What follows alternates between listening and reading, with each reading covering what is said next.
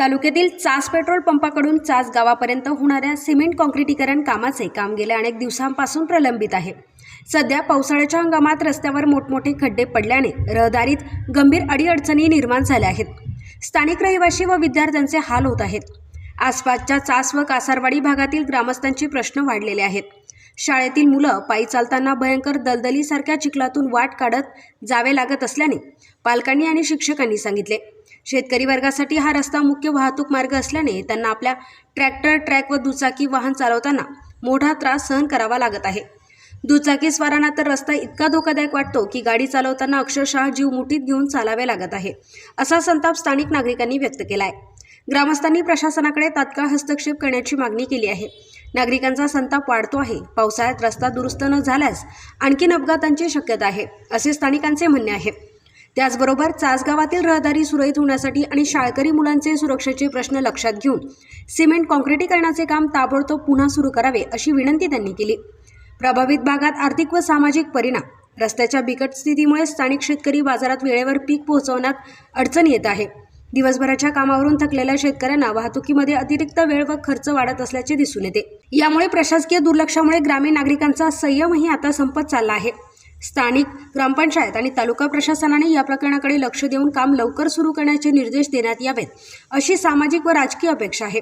नागरिकांनी सांगितले की प्रशासनाने ठोस आणि तात्काळ पावले उचलून रस्त्याच्या दुरुस्तीचा तात्पुरता उपाय खड्डे भरून त्वरित करावा आणि दीर्घकालीन सिमेंट काँक्रिटीकरण कामाच्या वेळापत्रकाबाबत गावकऱ्यांना माहिती द्यावी, अशी भावना ग्रामस्थांनी यावेळी व्यक्त केली आहे। SN न्यूजसाठी संतोष शिरसाट।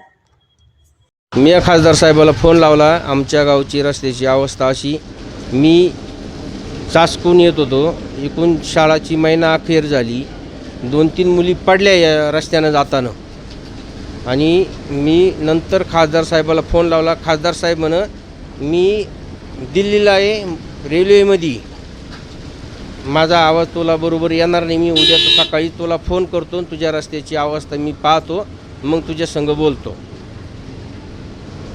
रात्रीपासून इथे पाऊस चालू आहे आणि या पावसामध्ये सकाळची मुलांची शाळा होती।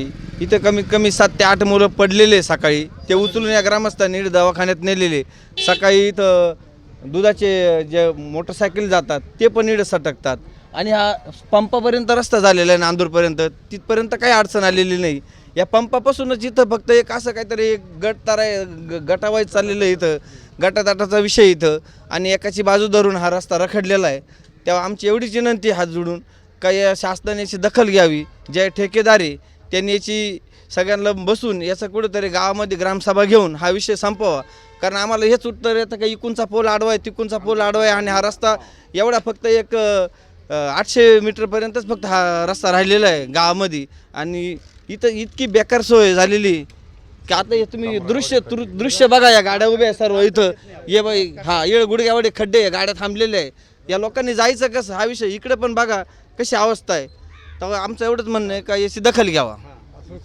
जस्ट तालुक्याचे माजी मंत्री, कृषी मंत्री आणि नंतर क्रीडा मंत्री यांच्याशी माझा एक 20 मिनिटापूर्वी फोन झाला। त्यानंतर साहेब मला म्हणले का तुम्ही तुमच्या पातळीवर तो प्रॉब्लेम थोडा सॉल्व करा। तर म्हणलं साहेब तुम्ही आमदार आहे, तुम्ही माझे मंत्री होते, त्या गोष्टीत तुम्ही दखल घेतली पाहिजे। नंतर मी तहसीलदार देशमुख साहेब यांच्याशी पण बोललो लाईव्ह, म्हणजे माझा रेकॉर्डिंग आहे कॉल त्यांचा। रावसाहेब मला म्हणा तुम्ही त्या गोष्टीत थोडंसं तुम्ही सगळे गाव समोर या, त्या गोष्टीत थोडंसं निर्णय घ्या। निर्णय घेतल्यावर आम्ही प्रश्न तिथे येऊ। म्हटलं साहेब आमचं नाही, आमचा अधिकार काय आहे, ही जमीन इकडं कोणाची तिकडं कोणाची, आमचा अधिकार तो नाही। तुम्ही फक्त आमच्या मुली शाळेत येते, लहान लहान मुली, आमचं चासमधून निघलं भोजापूर खोरे हायस्कूल एक अर्धा किलोमीटर आहे, ह्या मुली लहान लहान इतके त्यांचे फ्रॉक भरता, खाली त्यांनी वरती फ्रॉक करून जायचं, म्हणजे असं, आणि गाड्यावरून जाताना दुधावाल्यांना खूप त्रास आहे। या गोष्टी माजी मंत्री कोकडे साहेब, तहसीलदार देशमुख साहेब आणि प्राण साहेबांशी मी आता बोलणार आहे। साहेब मला म्हणून तू बोल तहसीलदाराशी, मी ते बोललो, पण ते मला म्हणून उद्या येतील प्रशासन पाहिजे। तर म्हणलं ठीक आहे, तुमचा रस्ता जो झाला आहे पंपापर्यंत ठीक आहे, फक्त कोणाला त्रास न होता त्या गोष्टी सरळ पुढं गेल्या पाहिजे, आमचं एवढंच मत आहे।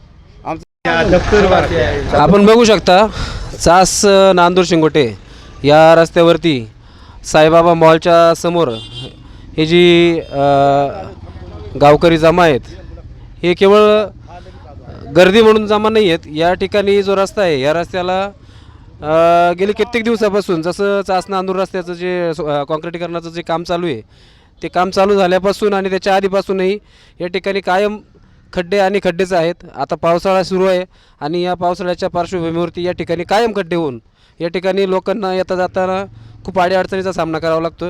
या ठिकाणी बघू शकता सर्व गावकरी या ठिकाणी उपस्थित आहे. आपण काहींच्या प्रतिक्रिया घेणार आहे. दादा काय दाखवू दादा काय सांगाल नेमकं काय झालं? नाही याच्यामध्ये कसं आहे माहिती का, सामाजिक कार्य आहे याच्यामध्ये. मुलांना, शाळेतल्या मुलांना आणि येणारा जाणाऱ्यांना तकलीफ नाही झाली पाहिजे. खड्ड्यांमध्ये सकाळच्या पारी दूध घेऊन येताना शेतकऱ्यांना फार तकलीफ होती. आणि याच्यामध्ये काय झालं, गावचं राजकारण आल्यामुळे ना हा रस्ता पूर्ण होईना. त्याच्यामुळे ही ना तातडीनं याची ना तुम्हाला दखल घेतली पाहिजे आणि रस्ता पूर्ण झाला पाहिजे असं ही आमची विनंती आहे असं. दादा तुम्ही बोला जरा. काय काय सांगाल तुम्ही रस्ता नेमकं का बरं थांबलेलं आहे? या गावच्या अडचणी इलेक्शनमुळे ना, सगळ्या गावच्या अडचणी त्या इलेक्शन मतदानामुळे ना हे गाव पुढरी कांडबोन राहत्या पुलतींनी काही त्याच्यामुळे रस्ता आमचा व्हाय ना असं आहे.